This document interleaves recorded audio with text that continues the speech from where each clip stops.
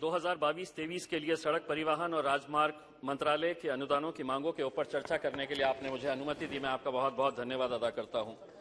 अध्यक्ष महोदय, राजनीति अपनी जगह के ऊपर है, मतभेद अपनी जगह पे, लेकिन अगर भारतीय जनता पार्टी का कोई कट्टर विरोधक भी है तो वो भी इस बात को कबूल करेगा कि आज इस देश के अंदर अगर अच्छी सड़कें देखने को मिल रही है, बड़े फ्लाईओवर्स देखने को मिल रहे, एक्सप्रेसवे और सुपर एक्सप्रेसवे देखने को मिल रहे हैं, तो इसका सेहरा अगर किसी के सर पर जाता है तो नितिन गडकरी जी के सर पर जाता है।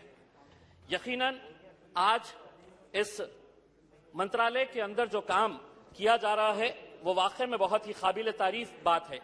मैं जितना दिल खोलकर नितिन गडकरी जी की तारीफ कर रहा हूं, उतना ही दिल से ये उम्मीद कर रहा हूं कि वो मेरे चुनावी क्षेत्र औरंगाबाद जो महाराष्ट्र के अंदर आता है, वहां पर हम कोई चांद सितारे नहीं मांग रहे, बल्कि हमारे शहर का जो सबसे बड़ी एक लाइफलाइन है, जो सबसे क्राउडेड एरिया है, जो रोड है जालना रोड, उसके ऊपर हम एक फ्लाईओवर मांग रहे हैं और हम उम्मीद करते हैं कि वो एक फुल फ्लाईओवर की मांग जो हमने गडकरी साहब के साथ कई बार चर्चा भी किए हैं, उसको वो सैंक्शन करेंगे, ये उम्मीद करते हैं।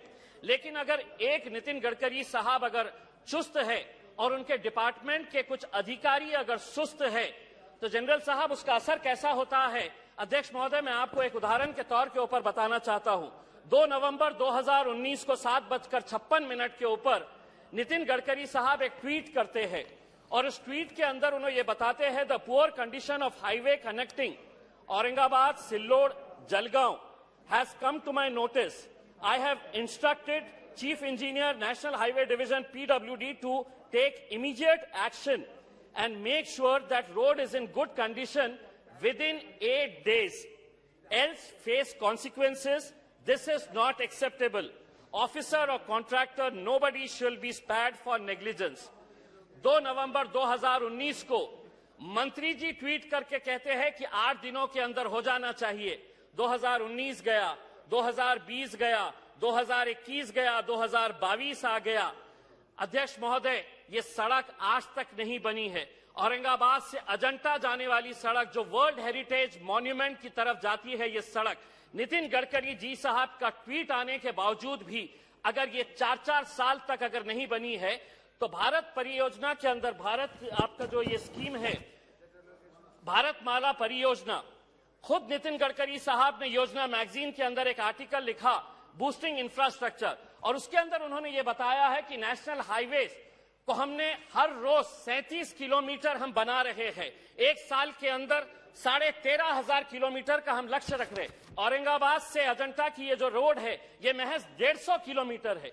अगर आप एक तरफ कह रहे हैं कि हम हर रोज 37 किलोमीटर बना रहे हैं और अगर ये रोड पिछले 5 साल से अगर नहीं बनी है तो कौन है इसके लिए दोषी, ये भी सोचना बहुत जरूरी है।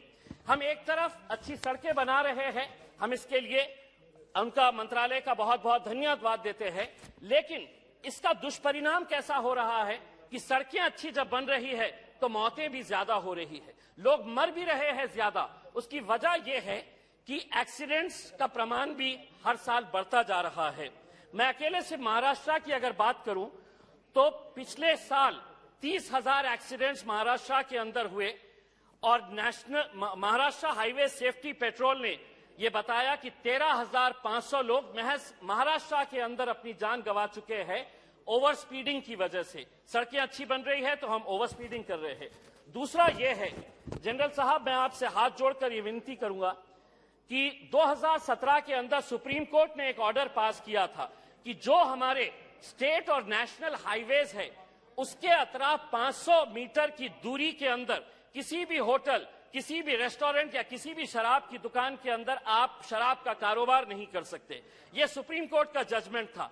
इसका असर यह हुआ कि तमाम सारे राज्य जो है, जो इनको एक्साइज ड्यूटी के जरिए पैसा मिलता है, यह सुप्रीम कोर्ट में गए कि नहीं, आपका यह फैसला गलत है, इसको रिव्यू किया जाए करके।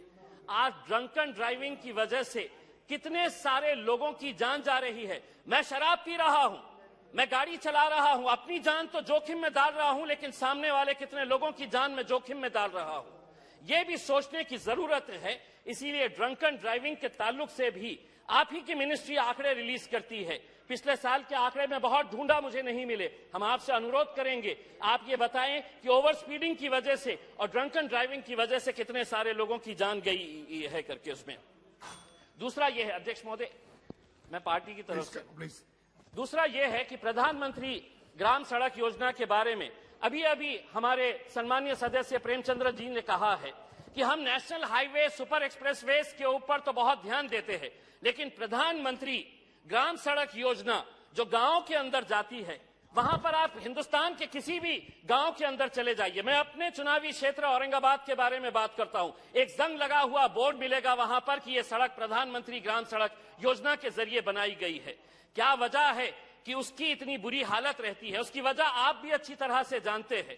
वजह यही है कि ठेकेदार को अधिकारी का डर नहीं, और अधिकारी को इसलिए किसी का डर नहीं कि अधिकारी अपने नेताओं को खुश करके टोल देकर अपना काम चला रहा है।